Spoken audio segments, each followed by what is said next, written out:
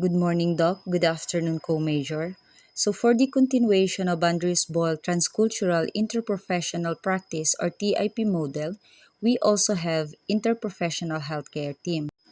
Transcultural Interprofessional Healthcare Team has its core, the client or what we call the raison d'etre, a French word na ang ibig sabihin ay reason for being. So di ba ang bongga ng term, it's like kung walang client, walang healthcare team. The meaning itself says ano pa ang silbi na magkakaroon ng nurses or physicians in the future kung wala rin namang client. That's why client is the reason for being or the core in the interprofessional healthcare team. In addition to the client, the team may also have one or more of the following members: the client's family and others significant in his or her life, like appointed guardian who might not be genetically related.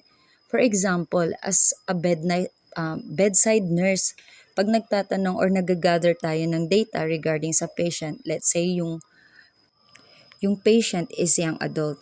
Hindi naman lahat si patient ang sumasagot. Minsan o kadalasan yung nanay, yung bantay, di ba? And our family talaga pag client tayo is malaki ang ambag sa decision making regarding sa choices of treatment offered by the healthcare team. So, after that, we also have credentialed health professionals. So dito pasok ang mga nurses, physicians, physical, occupational, respiratory, music, art, dance, recreational, and other therapists, social workers, health navigators, public and community health workers, and related professional with formal academic preparation, licensure, and certification. So by next year, November, inshallah, kabilang na tayo dito sa credentialed health professional. And let's proceed to folk indigenous or traditional healer. Kung mayroong credentialed health professionals, meron din namang no credential health professionals, katulad ng mga under sa folk indigenous or traditional healer. They are unlicensed individuals who learned healing arts and practices through study, observation, apprenticeship, imitations, and sometimes by inheriting healing powers. Kasi we admit it or not, or we deny it or not, meron or marami pa rin sa atin o sa community na still believe sa albularyo, magtatawas, pahid ni lola, pahid ni lolo, na kailangan nating i-considered as a transcultural nurse. Like, ano kayang paniniwala ng client ko na to na pwedeng makapag-interfere or makapabilis ng kanyang recovery? So in addition to traditional healer, we also have religious or spiritual healers, a clergy or lay members of religious groups who heal through prayer, religious or spiritual rituals. Example neto ay yung mga imam, monks, pari, pastor, ministro. Kaya in the future, kung may patient tayo na magre-request na magpatawal, magpadasal like yung imam bibisita sa patient and magpe-perform ng prayer sa patient, we should allow and respect it as transcultural nurse. So, the last one is the others which identified by the client as significant to his or her health, well-being, or healing such as companion animals or pets. So ayon dito, meron talagang patient na kinukonsider nila ang kanilang paggaling kung kasama nila ang pet nila. So tayong mga transcultural nurse, dapat open-minded tayo sa kanilang pinaniniwalaan. So now let's proceed to interprofessional collaboration. So World Health Organization defines interprofessional collaboration as multiple health workers from different professional backgrounds working together with patients, families, caregivers, and communities to deliver the highest quality of care.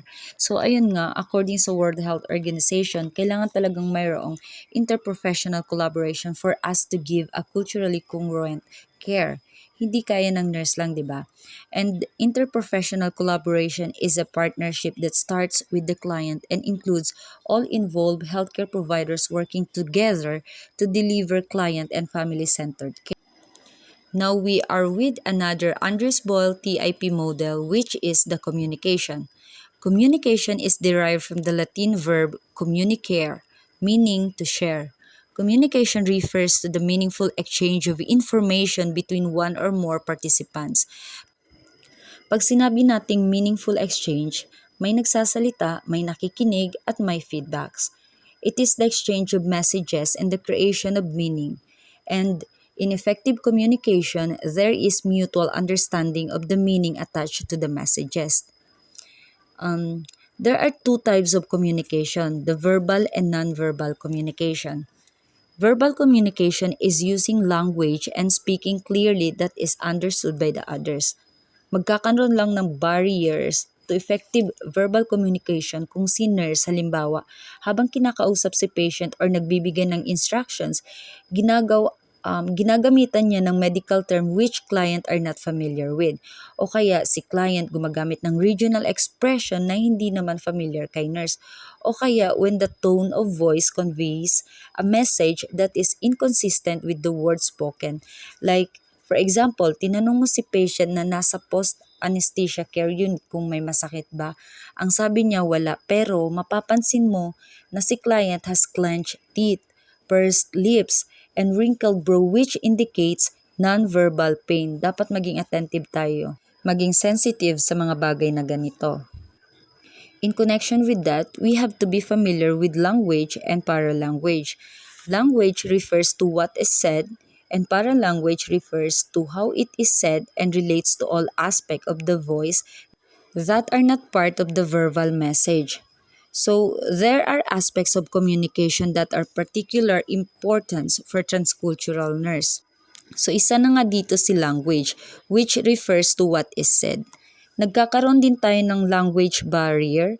As we all know, may mga salita na pareho but with different meaning. Example sa Tagalog word, naglilibang which means having fun, whereas sa Bisaya, naglilibang means tumatay or dumudumi. I suddenly remember my father's kwento na related sa language barrier. This kwento is the encounter of Tausug na magbubukid and Amerikano. Maybe most of you are already familiar with this story but I'll share it anyway. Nasa language barrier pa rin po tayo. There is this Tausug na kasama ang alaga niyang masungit na baka sa daan and may nakita siyang lalaking maputi na paparating sa gawin nila. The Tausug shouted, "Si Maikaw! Si Maikaw!" which means step aside, as a warning na baka saktan siya ng baka. And guess what the American said? It's, "Yes, I see your cow. I see your cow." Ano sa tingin niyo ang nangyari sa Amerikano? Kayo na bahala mag-isip ah. My point there is, language barrier leads to miscommunications. Now let's proceed to interpreters. One of the greatest challenges in cross-cultural communication for nurses occurs when the nurse and the client speak different language. That's why it's better to have an interpreters than to have a miscommunications.